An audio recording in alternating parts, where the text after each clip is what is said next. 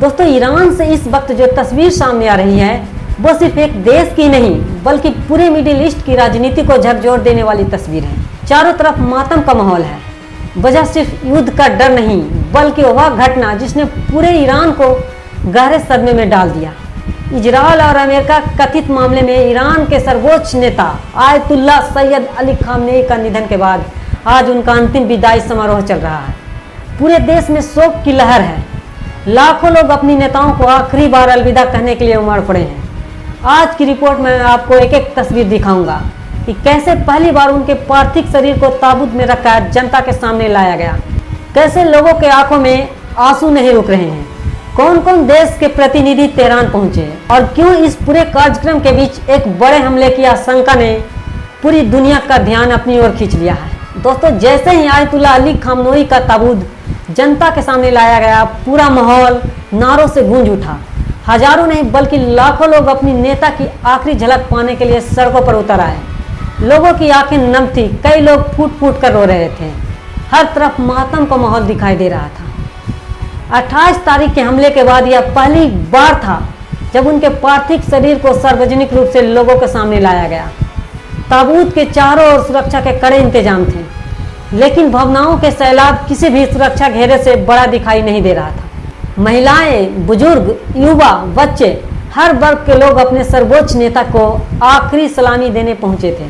कई लोग उनके पोस्टर और तस्वीर को लेकर रोते हुए नजर आए। कुछ लोग दुआ पढ़ रहे थे तो कुछ सिर्फ खामोशी से ताबूत को निहार रहे थे। लेकिन सबसे बड़ी बात यही है कि यह सिर्फ ईरान का कार्यक्रम नहीं रहा। रूस, चीन, भारत, पाकिस्तान, तुर्की, Iraq, Qatar, Oman, Azerbaijan, Tajikistan, Afghanistan, Bangladesh, Sri Lanka, Malaysia, Cuba, मिस्र और कई अन्य देशों के प्रतिनिधि को इस अंतिम विदाई समारोह में आमंत्रण किया गया था। कई देशों के अधिकारी और प्रतिनिधि मंडल तेहरान पहुंचे थे। दोस्तों, राजनीतिक विशेषज्ञों का मानना है कि ऐसे समारोह सिर्फ श्रद्धांजलि तक सीमित नहीं होते बल्कि दुनिया यह भी देखती है कि मुश्किल वक्त में कौन कौन से देश इस ईरान के साथ खड़ा दिखाई दे रहा है। और इसी बीच एक और बेहद चौंकाने वाली खबर सामने आई है। रिपोर्ट्स के अनुसार अमेरिका ने ईरान को एक गोपनीय चेतावनी भेजी है। इस सार्वजनिक कार्यक्रम के दौरान इजरायल कथित तौर पर एक बड़ा हमला करने की योजना बना सकता है। बताया गया है कि ईरान के विदेश मंत्री अब्बास अरागची और संसद अध्यक्ष मोहम्मद बाकर गाफिक संभावित निशाने पर हो सकते हैं। अगर यह दावा सही होता है तो इसका मतलब यह होगा कि अंतिम संस्कार जैसा संवेदनशील कार्यक्रम भी बड़े सैन्य तनाव की ओर बढ़ सकता है। दोस्तों, इस सूचना के बाद ईरान की सुरक्षा एजेंसियां पूरी तरह अलर्ट मोड पर आ गई हैं। तेहरान में सुरक्षा कई गुना बढ़ा दी गई है। ड्रोन निगरानी, अतिरिक्त सुरक्षा बल और कई इलाकों में विशेष सुरक्षा घेर बनाया गया है। भारत की ओर से इस कार्यक्रम को गंभीरता से भी लिया गया है। जानकारी के अनुसार भारत से उच्च स्तरीय प्रतिनिधिमंडल की तैयारी की गई है।